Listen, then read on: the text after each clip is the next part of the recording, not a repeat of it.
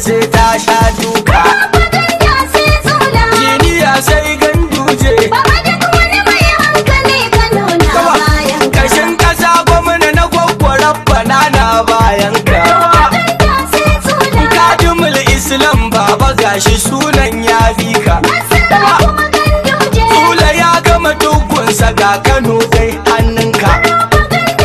Takkace da shi karta sankar sai ya ja da bayananka.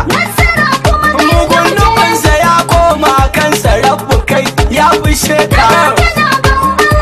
Yadda ainihin ta faɗe ka kotu ma ta fi sahunka.